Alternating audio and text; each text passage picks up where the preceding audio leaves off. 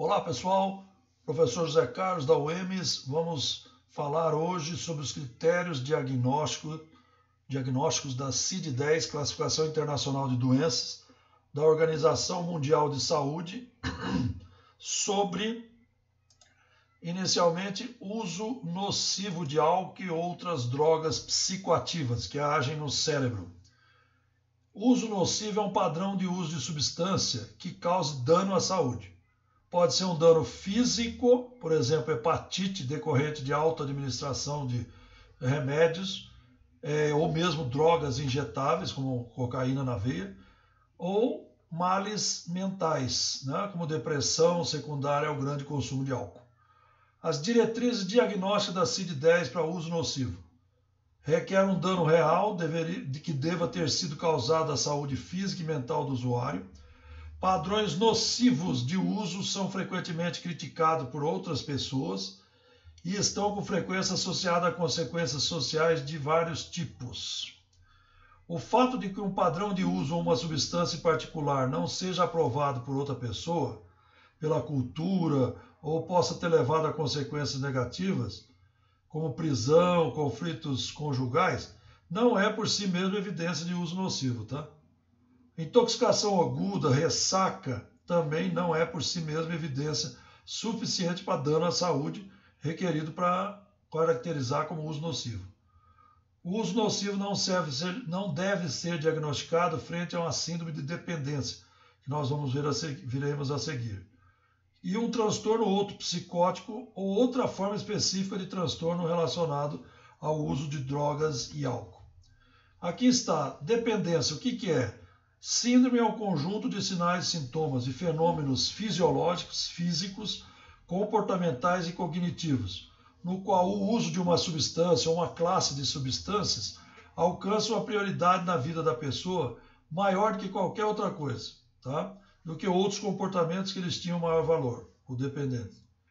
Uma característica central é o desejo frequentemente forte, algumas vezes irresistível, de consumir drogas ou álcool, ou as quais podem ou não terem sido medicamente prescritas, porque existem dependências de droga que o paciente pega a receita de benzodiazepínico, calmantes, os tarja preta, por exemplo, álcool e cigarro.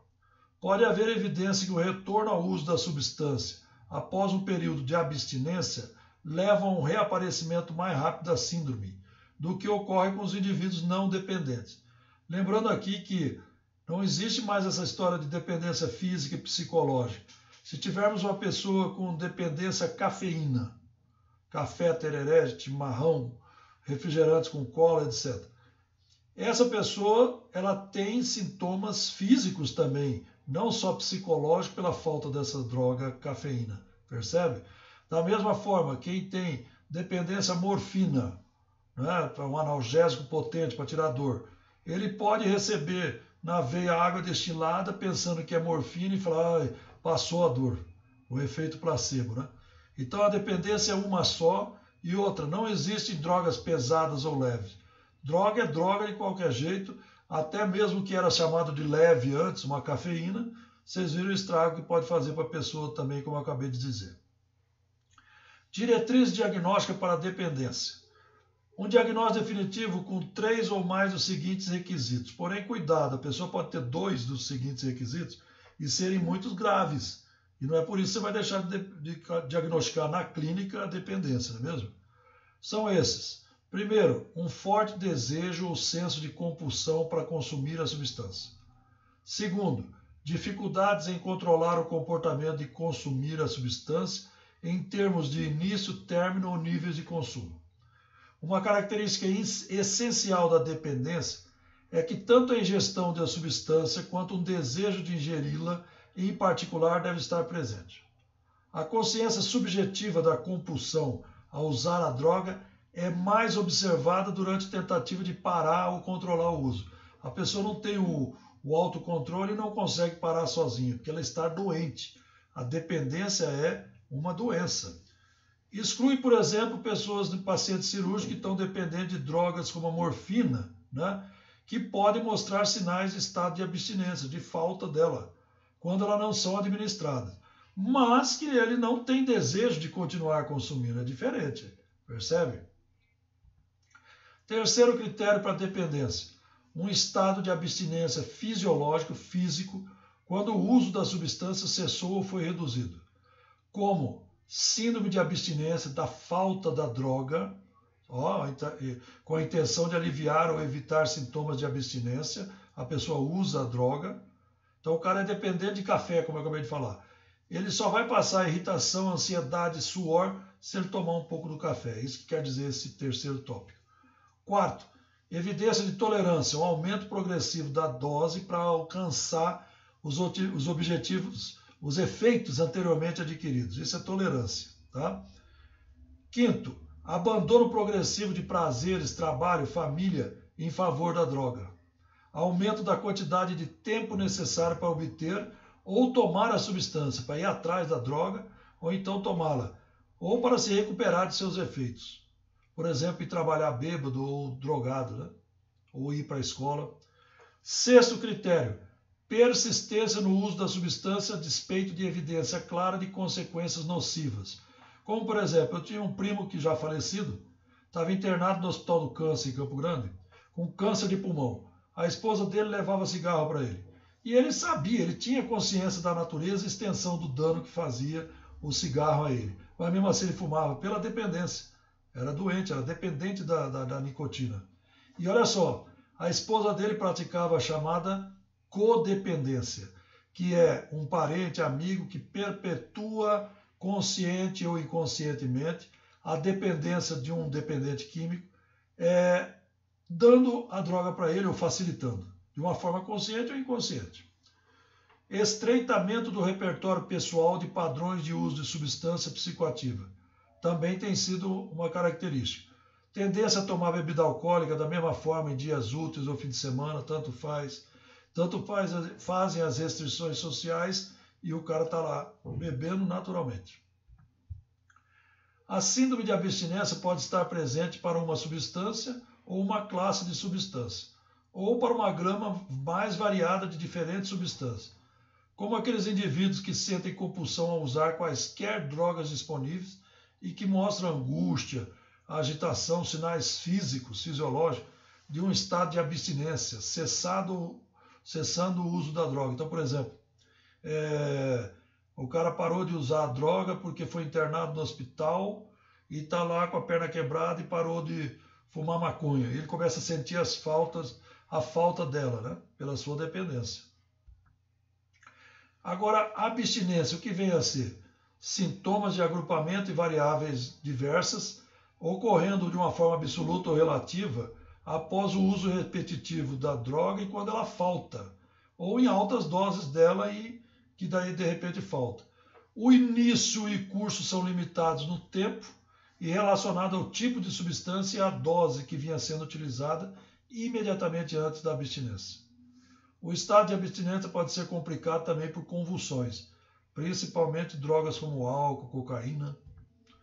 E é aí que temos que tomar cuidado nas comunidades terapêuticas, que tem que ter uma abordagem holística, pensar no físico, psicológico, social, espiritual, cultural da pessoa, não é mesmo? Não pensar só em rezar e atividade física, nada contra.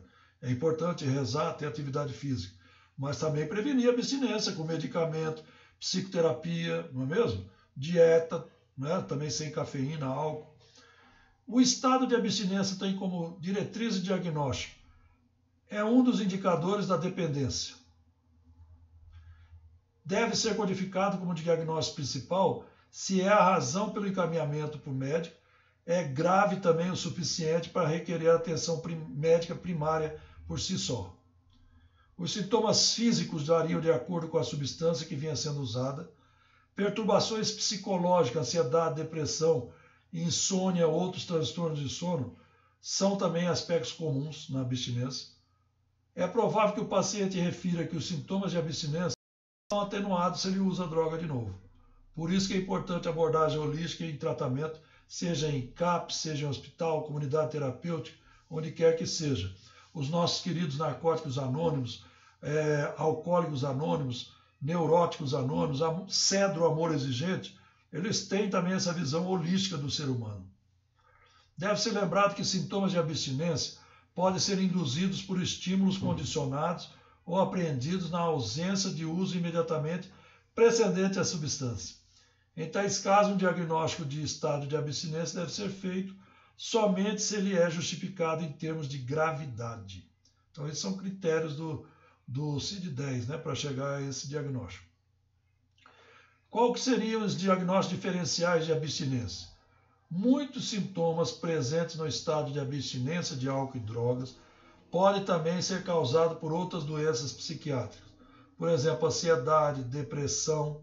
A simples ressaca ou o tremor decorrentes de outras condições não deve ser confundido com o estado de abstinência de álcool, cafeína, maconha, cocaína e outros.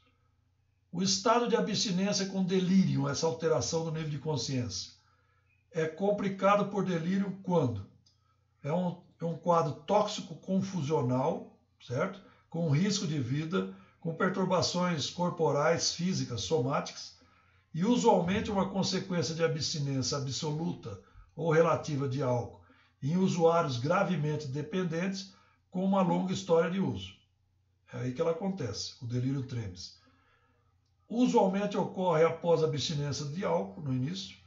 Em alguns casos aparece durante o episódio de consumo excessivo do álcool. Os sintomas prodrômicos, quer dizer, o que antecede o desenvolvimento do delírio, são insônia, tremores e medo. O início também pode ser precedido por convulsões por abstinência. A clássica tríade de sintomas inclui obnubilação da consciência, rebaixamento do nível de consciência, confusão, alucinações, alucinoses, ilusões vívidas afetando qualquer outro sentido, tato, visão, audição, etc. Delírio, que é uma ideia persistente que o cara não tira da cabeça, o julgamento fora da realidade, delírio de perseguição, achar que tem alguém contra ele e ele acredita naquilo. A agitação, insônia ou inversão da noite pelo dia, e hiperatividade autonômica, diarreia e outros sintomas. Isso classifica o estado de abstinência com delírio tremens, principalmente. Os transtornos psicóticos nós vamos deixar para uma outra ocasião. Estamos encerrando agora essa parte com vocês. Muito obrigado e até mais.